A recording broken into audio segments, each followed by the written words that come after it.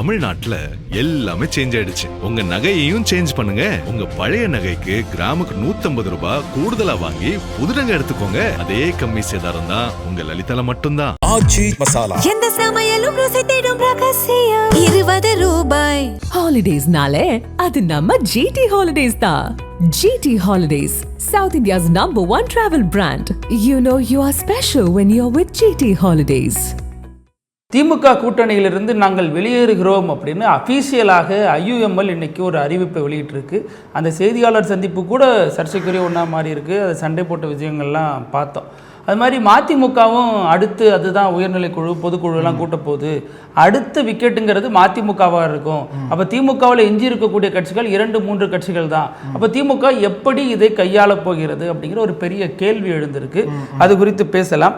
இன்னொன்று, விஜய் ஏன் கரூருக்கு போக தயங்குகிறாருங்கிற இன்னொரு கேள்வியும் கூடவே சேர்ந்து எழுது. அப்புறம் அவர் என்ன சுப்ரீம் பவரா? கல்கி படத்தில் சுப்ரீமாக எப்படி கமல்ஹாசன் இருப்பாரோ அது மாதிரி இவரை யாருமே சந்திக்க முடியலையே, ஏன், அதோடைய பின்னணி என்ன அப்படிங்கிறது குறித்தும் பேசலாம். Welcome to sensation.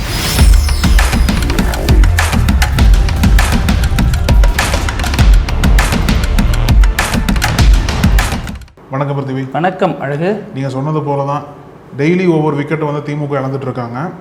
திமுக கூட்டணி கட்சிகள்லாம் ஏறக்குறைய எல்லா கட்சிகளும் தாவேக்காவோட போயிட்டாங்க. இப்போ அடுத்து வந்து திமுக நிர்வாகிகள் போறாங்களோ, திமுக நிர்வாகிகளை தாவேக்கா பக்கம் இழுக்கிறதுக்காண்டி எல்லா வகைகளையும் அசைன்மெண்ட் ஆதவ அர்ஜுனா பார்த்துட்டு இருக்காரு. சிட்டிங் எம்எல்ஏல இருந்து மாவட்ட தலைவர்கள் வரைக்கும் ஏதோ ஒரு வகையில திமுக எம்எல்ஏக்கள், ஏன்னா அடுத்த டார்கெட் அதான் திமுக ஆபீஸா அவங்க தான் போவாங்க. ஏன்னா அதிமுக இருந்து பாதி பேர் எடுத்துட்டாங்க. திமுக பக்கம் தான் தாவேக்கா வந்து போய் நிற்கும். அடுத்து இதுக்கெல்லாம் திமுக எப்படி கவுண்டர் பண்ண போறாங்க அப்படின்னா, அந்த கூட்டணி கட்சிகளால் வந்த சிக்கல்களாகட்டும், தாவேக்காவால் அதிகாரம் போனதாகட்டும், எல்லாத்திற்கு திமுக கொடுக்கக்கூடிய ஒரு கவுண்டர் வந்து தேர்தலில் மீண்டும் ஜெயிக்கிறது. அந்த தேர்தல் வாய்ப்பு வந்து இடைத்தேர்தல் மூலியமா திமுக பார்க்குறாங்க. இடைத்தேர்தல் வந்து இப்போ ஏறக்குறைய ஒரு 6 தொகுதிகள் இடைத்தேர்தல் வரப்போகுது இல்லையா, அதை கூடிய சீக்கிரம் அறிவிச்சிருவாங்க. அந்த 6 இடைத்தேர்தலில் யூஸ்வலாகவே என்ன கணக்கு அப்படின்னா ஆளுங்கட்சிக்கு தான் ஃபேவராக இருக்குன்ற மாதிரி எல்லா தேர்தலையும் பார்த்துருக்கோம். நம்ம ரொம்ப ரேராக தான் எதிர்கட்சிகளுக்கு ஜெயிச்சிருக்காங்க. ஆனால் இப்போ அந்த 6 தொகுதிகள்லையும் வந்து தாவேக்காவை தான் ஃபேவராக இருக்கும். ஏன்னா இதன் மூலிமா தாவேக்காவோட நம்பர்ஸை வந்து அசம்பிளியில் இன்க்ரீஸ் பண்ணிக்கலான்னு அந்த கட்சி பார்க்குது. அதனால தான் அவங்க வந்து அதை நோக்கி தான் போகிறாங்க. ஆனால் எப்படியாச்சும் இந்த 6லையும் வேண்டாம், அட்லீஸ்ட் ஒரு 2-3 நம்ம ஜெயிச்சிடணுன்ற மாதிரி திமுக வந்து இப்போ எஃபோர்ட் போட ஆரம்பிச்சிருக்காங்க. ஏன்னா 2-3 ஜெயிச்சா மட்டும்தான் விஜயோட இமேஜுக்கு ஏதோ ஒரு வகையில் டேமேஜ் ஏற்படுத்த முடியும். ஏன்னா சட்டமன்ற தேர்தல் ஜெயிச்சதுக்கு அப்புறம் நடக்கக்கூடிய இடைத்தேர்தலில் விஜயால எல்லா தொகுதிகள்லையும் மீண்டும் ஜெயிக்க முடியல அப்படின்ற முடிவை வந்து திமுக ஏற்படுத்துறதுக்கு எல்லா வேலைகளையும் கிரவுண்டில் பார்த்துட்டு இருக்காங்க. அவங்க சொல்ற கணக்குப்படி அதுதான், 3 தொகுதிகள்லையாச்சும் நம்ம ஜெயிச்சிடணும் அந்த கணக்கோடு தான் இப்போ வந்து பல தொகுதிகளுக்கு முன்னாள் அமைச்சர்களை போட்டிருக்காங்க. இப்போ வந்து அனிதா ராதாகிருஷ்ணன் வந்து அம்பாசமுத்திரத்துக்கு போட்டிருக்காங்க. திருச்சி கிழக்குல வந்து அன்பின் மகேஷ் ஏற்கனவே இருக்காரு. அதனால எல்லா வகைகளையும் அவங்க ஒர்க் அவுட் பண்ணிட்டு இருக்காங்க. வேட்பாளர் யாரா இருக்கும் அப்படின்ற ஒரு கணக்கு இருக்கு. ரெண்டாவது, இந்த பக்கம் தாவேக்கால் இருந்து தாவேக்காவே நிற்பாங்களா இல்லை கூட்டணி கட்சிகளுக்கு இடம் கொடுக்குமா அப்படின்ற பல கணக்குகள்லாம் போயிட்டு இருக்கு.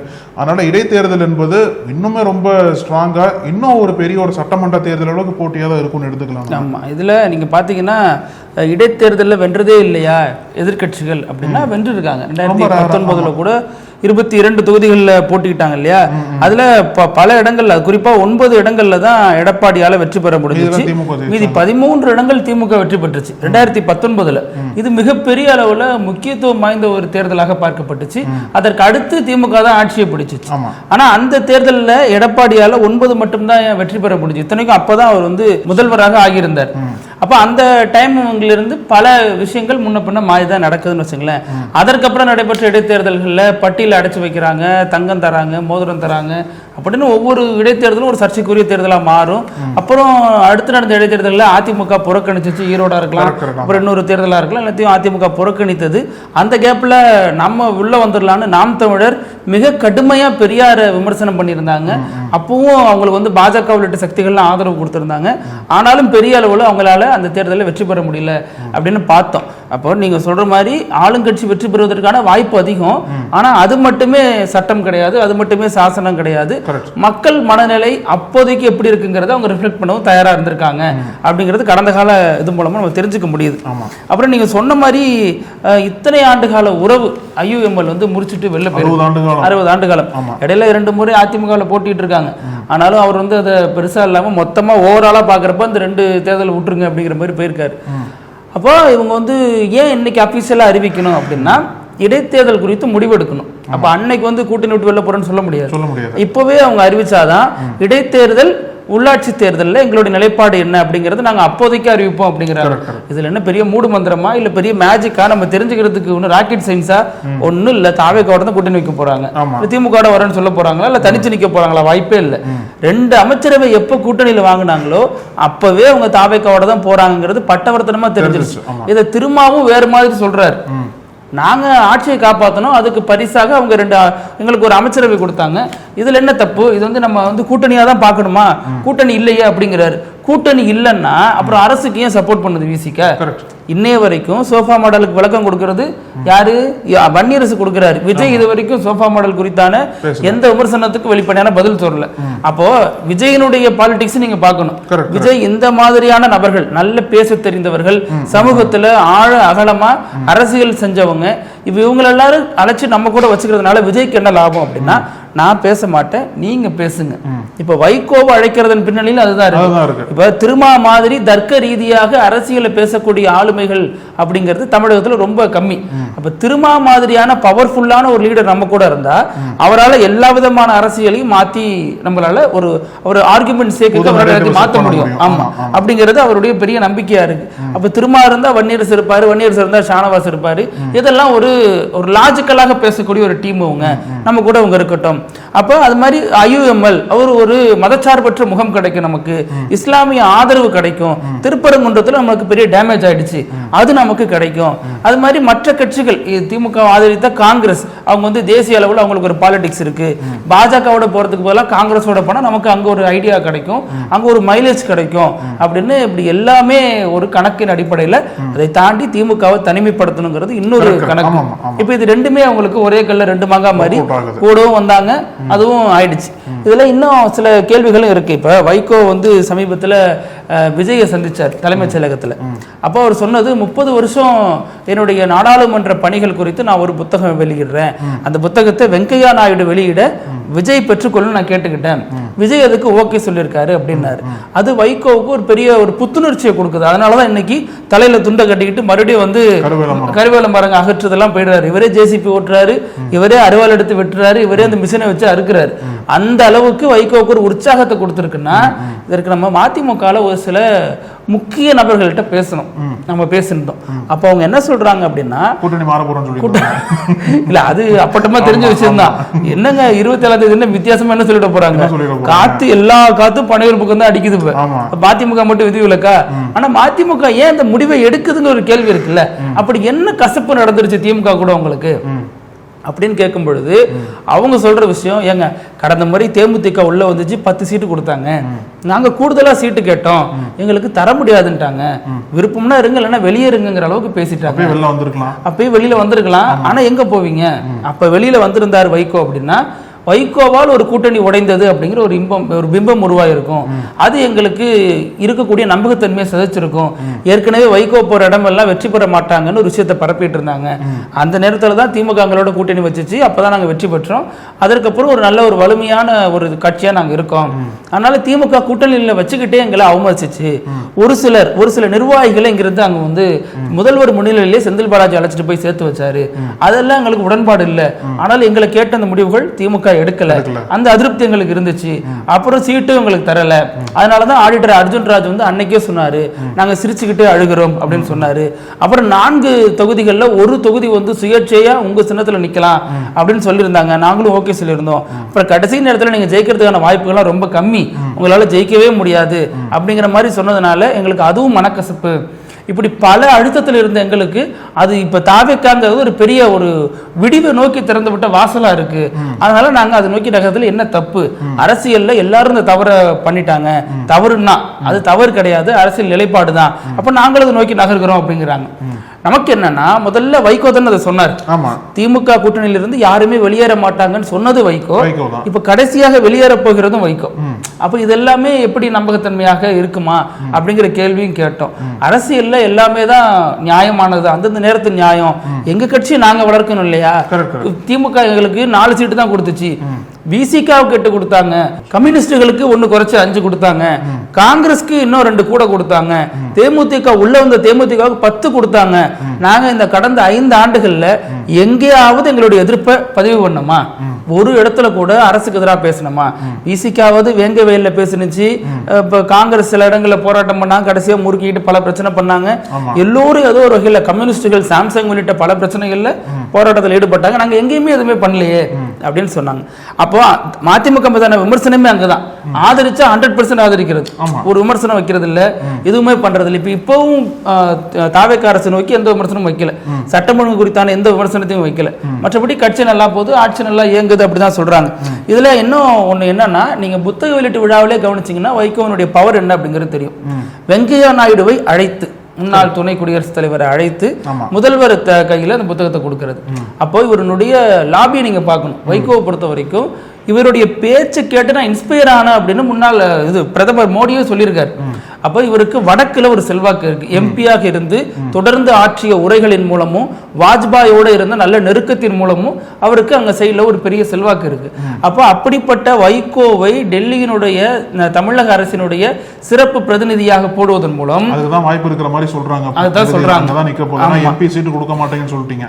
அப்போ டெல்லியில அவரோட பிரசன்ஸ் இருக்கணும் அப்படின்னா, ஏன்னா தமிழ்நாட்டுல தாவேக்காவுக்கு கட்டமைப்பு வேணும் அப்படின்னா ஏற்கனவே ஒரு நிர்வாகிகளை தாவேக்கா இழுத்துருச்சு. இப்போ டெல்லியில ஏற்கனவே அதுதான் பெரிய பிரச்சனையா போயிட்டு இருக்கு. ஆனா பாஜகவுக்கும் தாவேக்கா கவர்மெண்ட் என்ன சொல்றாங்க அப்படின்னா, 2 பேரும் சுமூகமான ரீதியில உறவை மெயின்டைன் பண்ண போறோம் விஜய் சொன்னார் டெல்லி போயிட்டு வந்ததுக்கு அப்புறம். எப்பவுமே அப்படிதான் மெயின்டைன் பண்றாங்க. சில காரணம் வச்சிருக்க சொல்றேன். இருந்தாலும் அந்த பேலன்சிங் எஃபெக்ட் இருக்குல்ல, 2 தரப்பினருக்கும் ஒன்னா பேலன்ஸ் பண்ண வேண்டிய தேவை தாவேக்கா அரசாங்கத்திற்கு எழுதிருக்கு. அந்த பேலன்சிங் ஒரு ஃபேக்டரை வந்து வைகோ ஒருவேளை டெல்லி பிரதிநிதியா போனார் அப்படின்னா அவரை வச்சு நம்ம நல்லா பண்ண முடியுன்ற மாதிரி தாவேக்கா அரசாங்கம் நம்புது. அதனாலதான் வைகோ வந்து ஒருவேளை இங்க வந்தார் அப்படின்னா டெல்லி பிரதிநிதி, இப்போ அதிமுக இருந்த சமயத்தில் தலவாய் சுந்தரம் இருந்தார் இல்லையா, அந்த போஸ்டுக்கு வந்து வைகோவை கொண்டு வரலாம் அப்படின்ற மாதிரி ஒரு பேச்சுவார்த்தை என்பது விஜயன் இருந்தாரு. ஆமா, அப்ப அந்த ஒரு ஐடியா ப்ரொபோசலா முன்வைக்கப்பட்டிருக்கு. 2 தரப்புல யாரால் வைக்கப்பட்டதுன்னு தெரியல, ஆனா அந்த ப்ரொபோசல் முன்வைக்கப்பட்டிருக்கு. அதே மாதிரி எம்பியாகவும் ப்ரொபோசல் முன்வைக்கப்பட்டுச்சு. இங்க தீர்மானமே போடப்பட்டுச்சு பொது வேட்பாளராக அவரை முன்னிறுத்தணும்னு. ஆனா அதுக்கு பதிலாக காங்கிரஸ்க்கு அந்த கிஃப்ட் அவங்க கொடுத்துட்டாங்க. அதிமுக தான் தீர்மானம் போட்டாங்க. ஆனா அப்ப கூட்டணியோட போய் சேரல அவங்க. வைகோவே என்ன சொல்லியிருந்தாரு, எங்களை மற்ற கட்சிகளோட ஒப்பிடாதீங்க, எங்களுக்கு முன்னாடியே காங்கிரஸ் போயிட்டாங்க, விசிகா போயிட்டாங்க, அதிக சீட்டுகளை வாங்கிட்டு அவங்க தான் ஃபர்ஸ்ட் போனாங்க, அவங்களோட ஒப்பிடாதீங்கன்னு சொல்லிட்டு வைகோ நிலைப்பாட்டு எடுக்கிறார் அப்படிங்கிறது தான் கொஞ்சம் வித்தியாசமாக பார்க்கப்படுகிறது. 2வது டெல்லி சிறப்பு பிரதிநிதிங்கிறது ஒரு முக்கியமான பதவி. அந்த பதவியின் ஏன் தாவேக்கா வைகோவுக்கு ஆமா ஏன் வைகோவுக்கு தரலாங்கிற முடிவு எடுக்கிறாங்க அப்படின்னா, வைகோவுக்கு நான் சொன்னபடி டெல்லியில ஒரு பவர் சென்டர் இருக்கு, அவருக்கு அங்க ஒரு லாபி இருக்கு, அவரு அங்க பல ஆண்டுகாலமாக தொடர்ந்து எம்பியா இருந்தவர். அந்த அடிப்படையில் அது கொடுக்கறதன் மூலமாக தாவேக்கா ஏற்கனவே பாஜகவை பகிச்சுக்காம வண்டி ஓட்ட தான் தயாரா இருக்கு. அதுதான் அவங்களோட பயண திட்டமாவும் இருக்கு. அப்ப இவர் போறதன் மூலமாக 2 தரப்புக்கும் பாலமாக இருக்க முடியும். இவரளவுக்கு ஒரு அனுபவம் வாய்ந்த தலைவர் தாவேக்கால இல்ல அப்படிங்கறதுனாலயும் அதை நோக்கி சிந்திக்கிறதா சொல்றாங்க. இன்னொன்னு ஆல்ரெடி எம்பி சீட்டு அதுக்கான வாய்ப்புகள் இல்லைங்கன்னு சொல்றாங்க. இன்னொன்னு கடையநல்லூர்ல மதிமுக சார்பாக போட்டிட்டு வெற்றி பெற்றவரை ராஜினாமா செய்ய வச்சுட்டு அங்க ஒருத்தர் வேட்பாளராக போட்டு அவருக்கு அமைச்சரவை தரலாம். அது வைகோவா இருக்கலாம், துரை வைகோவா இருக்கலாம், அல்லது தலைமை முடிவெடுக்கக்கூடிய யாரோ ஒருவரா இருக்கலாம், அல்லது அவராக கூட இருக்கலாங்கிற மாதிரிலாம் சொல்றாங்க. அதுவும் நம்ம பொறுத்திருந்தா பார்க்கணும். ஆனா அதிக வாய்ப்புங்கிறது டெல்லி சிறப்பு பிரதிநிதிக்கு இருக்கு. ஆமா, இன்னும் நம்ம பார்த்தோம் அப்படின்னா இதுல இந்த கொக்கி என்னைக்கு விஜய் போடுறாரு அப்படின்னா, விஜய் வெற்றி பெற்றதும் என்னைக்கு போயிட்டு முதல் முறையாக வைகோவை பார்த்தாரோ அப்ப வந்து இது உருவாகல. அதற்கு முன்னாடியே விஜய் பிரச்சாரத்தின் போது வைகோவுக்கு அவரு குறி வச்சுட்டாரு. ஒரு பிரச்சாரத்துல பேசும்போது கல்லாப்பட்டி கூட்டணின்னு சொன்னாரு. மொத்த கல்லாப்பட்டியும் இப்ப அவர் கையில இருக்கு. கல்லாப்பட்டி கூட்டணின்னு மழைக்கு ஒதுங்குறவங்க அறிவாலயத்தின் பக்கத்துல போறது கூட கூட்டணியில சேர்த்துக்கிறாங்கன்னு யார சொன்னாரோ இன்னைக்கு அத்தனை கல்லாப்பட்டியும் விஜய் கூட இருக்கு. அப்ப இதுதான் எப்படி எடுத்துக்கிறதுன்னு தெரியல. இல்ல இவங்க தன்னை கல்லாப்பட்டி தான் ஆமான்னு சொல்லி ஒத்துக்கிட்டு போறாங்களா? இந்த விமர்சனத்துக்கு விஜய் பதில் கொடுக்கணும்ல. திரும்ப சொல்றாரு ஏன் ஒரு RSS பிள்ளை இல்ல அப்படின்னு. அன்னைக்கு நான் விமர்சிச்ச சந்தேகம் இருந்துச்சு, அப்புறம் பிரச்சனையின் போது எங்கள்கிட்ட தான் வந்து ஆதரவு கேட்டாரு, அதனால ஒரு RSS பிள்ளை இல்லைன்னு திரும்ப சொல்றாருல. அப்ப கல்லாப்பட்டி கூட்டணி இல்லைன்னு விஜய் ஒரு விளக்கம் கொடுத்துருக்கணும்ல, அது ஏன் கொடுக்கல? அப்போ இவர் ஜஸ்ட் லைக் தட் அவங்களை எடுத்துக்கிறார், இவரை டேக்கன் ஃபார் கிராண்டடா இவங்களை பயன்படுத்திக்கிறார். அதை தாண்டி நம்ம வைகோ விவகாரத்தை பார்த்தோம் அப்படின்னா, இப்போ வைகோவுக்கு வந்து இருக்கக்கூடிய வாய்ப்புகள் அடிப்படையில் இதை செய்யறாருன்னு வச்சுங்களேன். ஆனாலும் வைகோ முக்கியமானவர்னு விஜய் உணர்ந்ததுனால தான் தேர்தலுக்கு முன்னாடியே ஒரு இடத்துல ஒரு நல்ல தலைவரை தோற்கடிச்சிட்டீங்க திமுகன்னு சொல்லிட்டு அப்பவே அவர் குறித்து புகழ்ந்து பேசியிருந்தார். அப்பவே மதிமுக கூடாரத்துல ஒரு உற்சாகம் தெரிஞ்சிச்சு. அதற்கப்புறம் வீட்டுல நேர்ல போய் பார்த்தாரு. ஆனா இதற்கெல்லாம் முன்னாடி மூத்த தலைவர் வந்து இவரோட மூத்த தலைவர்னு பாத்தீங்கன்னா இவர் எம்ஜிஆர் அதிமுக ஒன்று ஆரம்பிச்சார் இல்லையா, பண்ருட்டி ராமச்சந்திரன். அவர் இதற்கு முன்னாடியே அவருக்கு ஆதரவு தெரிவிச்சு கூட்டணி வைக்கிறோம் சொல்லியிருந்தாரு. ஆனா வெற்றி பெற்றுன்னு அவரை போய் பார்க்கல. அப்ப விஜயனுடைய அரசியல் எப்பேற்பட்ட அரசியல் பாருங்க. இதற்கு முன்னாடியே ஆதரவு தெரிவித்தவங்களுக்கு அதிகாரம் ஒன்றும் கிடையாது, அவர்கிட்ட எதுக்கு பார்க்கணும்ன்ற ஒரு பார்வை தானே. இல்ல, அங்க ஒரு திமுக கூட்டணியில கிடையாது. திமுக கூட்டணியில முக்கிய முகமா இருந்திருந்தாருன்னா அவரை போய் விஜய் பார்த்திருப்பாரு. அவர் தான் என் பக்கத்துல வரட்டாரு, அப்புறம் என்ன அவருக்கு செல்வாக்கு இருக்கு. அதனால அவர் இதுவரைக்கும் பார்க்கல விஜய். எல்லா திமுக தலைவர் கூட பார்த்தவரு தன்னை ஆதரித்து தன்னை முதலா நம்பி வந்த பண்ருட்டி ராமச்சந்திரனுக்கு எந்த விதமானதும் கொடுக்கல. ரெண்டாவது கூட்டணியில பங்கு தரேன், ஆட்சியில பங்கு தரேன்னு சொன்ன விஜய் அதற்கு முன்னாடியே அவரோட கூட்டணியில வச்சிருந்தாங்க இல்லையா. முஸ்தபாவும் ஒரு கட்சி தான், KM ஷெரீஃபும் ஒரு கட்சி தான். இப்போ இன்னைக்கு கட்சி இணைச்சிருக்காரு மிஸ்ரா, அவரும் ஒரு தனி கட்சி தான். தேர்தலுக்கு முன்னாடி உடன்படிக்கையின்படி அவங்களுக்கு எந்த ஒரு அமைச்சரவை பதவியும் தரலையே.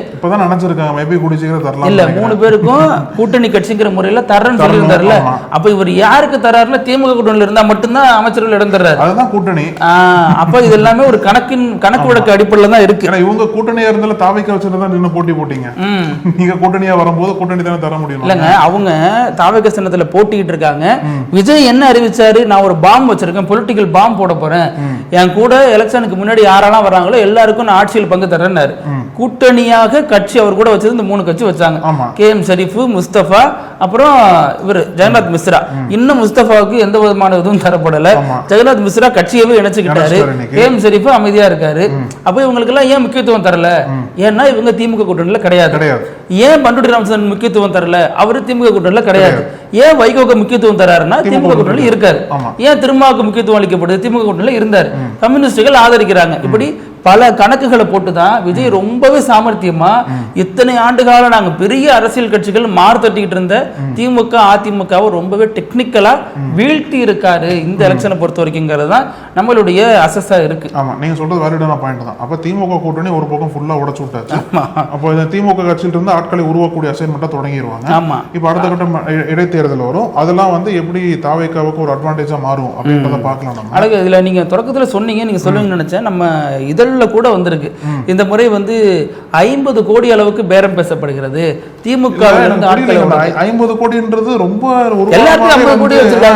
ஒரு வாரமாவே ரொம்ப ட்ரெண்டிங்கா போயிட்டு இருக்கு. அந்த அமௌண்ட் யாரு கொடுக்குறாங்க யாரு வாங்குறாங்கன்னு தெரிய மாட்டேங்குது. எல்லாத்தையும் சொல்றாங்க யாருக்கிட்ட 50 கோடி பண்ணா அப்ப அது எப்படி எடுப்பாங்க அந்த 50 கோடியை? ஏன்னா இவங்க நேர்மையான ஆட்சி பண்றாங்க, ஊழலற்ற ஆட்சி பண்றாங்க. 50 கோடியே விடுங்க, 5 ரூபா வச்சு கொடுக்கட்டுமே. ஒருத்தவங்க வர்றாங்க, இவங்க வந்து சேர்த்துக்கிறாங்கன்னா லாபம் இல்லாம வருவாங்களா? ஒண்ணு பதவியில ஊழல் நடக்கும். இத்தனை ஆண்டுகால உழைச்சவனுக்கு பதவி தராம நேத்தி வந்தவங்களுக்கு தரணும், இது ஒண்ணு. அல்லது அவங்களை வேறு வகையில திருப்திப்படுத்தணும்னா பண ரீதியாக ஏதாவது கொடுக்கணும். அப்ப அது தந்தாங்கன்னா அது எப்படி எடுப்பாங்க? இப்ப இவங்க மீது வந்து நல்ல புகார்கள், நல்ல விஷயங்கள் இல்லையான நல்ல விஷயங்கள் நடந்திருக்கு. நிறைய இடங்கள்ல இப்ப பத்திரப்பதிவு துறையா இருக்கலாம், மற்ற துறைகளில் ஊழலே நடக்கலன்னு சொல்றாங்க. குறிப்பா வந்து இந்த ஸ்கூல்ல லைசன்ஸ் எல்லாம் வாங்குறதுக்கு முன்னாடி வந்து நிறைய பணம் கொடுக்கணும், கமிஷன் கொடுக்கணும், புரோக்கர்கிட்ட பேசணும். இப்ப அதெல்லாம் இல்லை அப்படிங்கிறாங்க. ஒரு வகையில நல்லது. ஆனா இவங்க யாருக்கு ஆதரவா இருக்காங்க? பள்ளி முதலாளிகளுக்கு ஆதரவா இருக்காங்க. அப்படி டொனேஷன் எந்த விதமான எக்ஸ்ட்ரா காசும் கொடுக்காம லைசன்ஸ் வாங்கக்கூடியவங்க எத்தனை மாணவர்களுக்கு இலவச கல்வி தராங்க, அல்லது எத்தனை மாணவர்கள்ட்ட டொனேஷன் ஆகாம சேர்த்துக்கிறாங்க. அப்ப அதை இந்த அரசு கவனிக்குதா? அதை வச்சு கேட்கணும். நம்ம சென்சேஷன் ரெகுலரா முன்னாடி பார்த்துட்டு இருந்தார் விஜய், இப்ப பாக்குறாராங்கிறது தெரியல. பார்த்தாருன்னா இதை கண்டிப்பா பண்ணுவார். ஏன்னா எந்த விமர்சனத்தையும் திருத்திக்கக்கூடிய ஆற்றலும் திறமையும் முதல்வருக்கு இருக்கு, அதை பண்றாரு. அந்த வகையில பாராட்டலாம். ஆனாலும் இதை கவனிப்பாராங்க நம்ம பார்க்கணும். இரண்டாவது, நீங்க சொன்ன மாதிரி திமுக மட்டும் ஏன் விட்டு வச்சிருக்காங்க? அதிமுகல இருந்து இன்னைக்கு கூட முன்னாள் அமைச்சர் போறாங்க, RV உதயகுமார் ஒரு முக்கிய பொறுப்புல இருந்தார், அவரும் போறாரு. இப்ப எல்லாரும் போறாங்க, திமுக ஏன் விட்டு வைக்கிறாங்கன்னா அதான் பேராவூரணியில் MLA இருக்கக்கூடிய அசோக்குமார், அவரை டார்கெட் பண்ணி ஒரு செய்தி போயிட்டே இருக்கு. அவரு தான் ஃபர்ஸ்ட் விக்கெட் நினைக்கிறேன். கண்டிப்பா லாஸ்டா இருக்க மாட்டார். அவரை தொடர்ந்து பல எம்எல்ஏக்கள் வந்து இந்த பக்கம். ஏன்னா இன்னொன்று என்ன சொல்றாங்க அப்படின்னா, அந்த கட்சி பேரை சொல்லல, பார்வையாளர்கள் புரிஞ்சுக்கிட்டோம், அந்த கட்சி தலைமை வந்து கட்சி எம்எல்ஏக்களை வந்து இது சொல்றாங்க போல, நீங்க வந்து ரிசைன் பண்ணிருங்க, நாங்கள் வந்து உங்களுக்கு ஏற்ற மாதிரி தொகையை கொடுத்துறோம்னு சொல்லிட்டு ஒரு பெரிய தொகையை லம்பா பேசியிருக்காங்க போல. ரிசைன் பண்ண சொல்லி ப்ரெஷர் கொடுக்குறதா சொல்றாங்க. அது எந்த கட்சின்னு பெருசா தெரியல இன்னும். ஊடகமாக ஒரு கட்சி பேரை சொல்றாங்க, அது அவங்களுக்கே புரியும்னு நினைக்கிறேன். அதனால அந்த மாதிரி டீலிங்லாம் அவ்வளோ போயிட்டு இருக்கு. ஏன்னா ரிசைன் பண்ணிட்டு தாவேக்கா பக்கம் மட்டும்னு வச்சுக்கோங்களேன், தாவேக்கா சின்னத்தில் நின்னா நம்ம அமைச்சர் ஆயிடலாம், அந்த தலைமையோட ஒரு பார்வையை இருக்க போல் இருக்குது. அதனால அந்த டீலிங்லாம் கூட 50 கோடியில் தான் போயிட்டு இருக்கு. அதுவும் எல்லாமே 50 கோடியில் பேசுறது.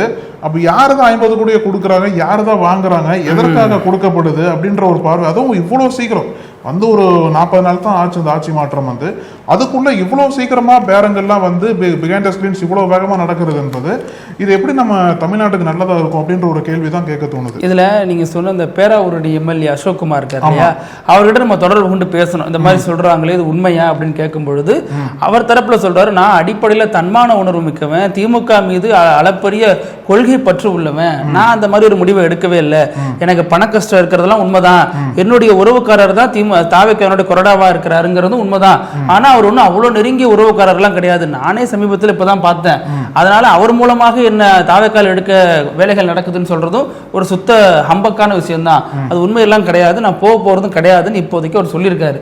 நாளைங்கிறது என்னெல்லாம் நடக்கலாம், ஆனா இப்போதைக்கு நம்மள்ட்ட ஒரு பேசினபடி அதுக்கான வாய்ப்புகள் இல்லை அப்படின்னு தான் சொல்றாரு. ஆனா தாவேக்கா அந்த முயற்சி விடுறதா இல்லை, பெரிய அளவுல பவர் ஏஜென்ட் நிறைய பேரை வச்சுக்கிட்டு பெரிய அளவில் டீல் பேசிட்டு இருக்காங்கிற தகவலும் நம்ம நக்கீரன் இதழில் வந்திருக்காங்க. இப்போ விஜய் சிஎம்ஆ பதவியேற்று கிட்டத்தட்ட 40 நாளுக்கு மேலே ஆயிடுச்சு இல்லையா. ஆனால் இன்னும் ஒரு முறை கூட கரூருக்கு போன மாதிரி தெரில. கரூரில் வந்து அவர் பிரச்சாரம் பண்ண சமயத்தில் தான் 41 பேர் பலியானாங்க. அதை தொடர்ந்து அவர் அப்போவே வந்து அவங்கள கூப்பிட்டு தான் இங்கே விசாரிச்சார் சென்னையில். இவர் அங்கே போகல. இப்போவும் வந்து விஜய் இன்னும் போகல. ஏன் போகல, எப்போ தான் போவார் அப்படின்ற ஒரு கேள்வி வந்து கரூரை தாண்டி தமிழ்நாடு முழுக்கவே எதிரொலிச்சிருக்கு. ஏன்னா இந்த கேள்வி அரசு செய்யற சதி, போலீசார் அனுமதி கொடுக்கல, அதனால போகல. இன்னுமா போலீஸ்காரங்க திமுக கண்ட்ரோல் இருப்பாங்க? ஆட்சி மாறிடுச்சு, ஆட்சி மாறிடுச்சு. அதே குற்றச்சாட்டு இந்த கேள்வி எதுக்காக வருது அப்படின்னா, அதாவது திமுக சதி பண்றாங்கன்னு சொல்லிட்டு விஜய் ஒரு காரணத்தை சொல்லி கரூருக்கு வரல. இப்ப ஆட்சி மாற்றம் வந்ததுக்கு அப்புறம் விஜய் வரல அப்படின்னா வேற எந்த பிரச்சனைக்கு மக்களுக்காக வந்து நிக்க போறாரு அப்படின்ற கேள்வி கேட்க தோணுதுல. பரந்தூர் ஏர்போர்ட் விவகாரத்துல தாவேக்கா அரசாங்கம் ஸ்ட்ராங்கா நிக்கிறாங்க. விஜய் தனிப்பட்ட செலவு செஞ்சுதான் பரந்தூருக்கு எதிராக வழக்கறிஞர் வச்சுலாம் வாதாடி இருக்காரு. ஆனா இன்னும் ஸ்ட்ராங்னு நீங்க சொல்றீங்க, அதுல குழப்பத்துல உள்ள அரசு இருக்கு, ஒரு குழப்பமா இருக்காங்க. ஏன்னா அது வந்து அந்த லேண்டை வந்து அந்த லேண்டு வேண்டாம், இன்னொரு இடத்துல லேண்டு தேடணும் அப்படின்னா அதுவும் 4 வருஷம் ஆகுன்றாங்க. எப்படியோ அந்த தேவை இருக்குன்ற மாதிரியும் சொல்றாங்க. ஆனா காலம் எவ்வளவு வினோதமானது பாருங்க. பரந்தூர்ல விமான நிலையம் வந்தா சுற்றுச்சூழல் சீர்கேடும் அப்படின்னு சொல்லிட்டு முதல்வர் தலைமையில பெரிய அளவுல வேலை பார்க்கறாங்க. விஜய் முன்னாடியே தாவேக்கா தலைவராக இருந்த பொழுது வழக்கறிஞர்களுக்கு சப்போர்ட் பண்ணி பண உதவியில இருந்து பல உதவி பண்ணிட்டு இருந்திருக்காரு, தகவல் வருது. ஆனா இவர் எங்க போனாலும் தனியார் விமானத்துல தான் போவார். அப்ப சுற்றுச்சூழல் கிடையாதா? புரிய மாட்டேங்குது கான்செப்ட். பாதுகாப்புன்னு வரும்போது அது ஒரு இது ஒரு லைன்ல வர மாட்டேங்குது. ஏங்க தாவேக்கா தலைவரா இருந்தப்ப அப்படிதானங்க போனாரு. ஆமா ஆமா, அது ஒரு பாயிண்ட். இன்னொரு பாயிண்ட் வந்து மக்களுக்காக களத்துல வந்து சிஎம் நிப்பாரா நிக்க மாட்டாரா அப்படின்றது வந்து கரூர் வச்சு மக்கள் பார்க்க ஆரம்பிச்சிட்டாங்க. இப்போ கரூருக்கே இன்னும் சிஎம் விஜய் போகாதவர், நாளைக்கு ஏதோ ஒரு பிரச்சனை வருது அப்படின்னா அந்த மக்களுக்காக வந்து கிரவுண்ட் வந்து நிப்பாரா நிக்க மாட்டாரா அப்படின்ற ஒரு கேள்வியோட தான் மக்கள் அணுகுறாங்க.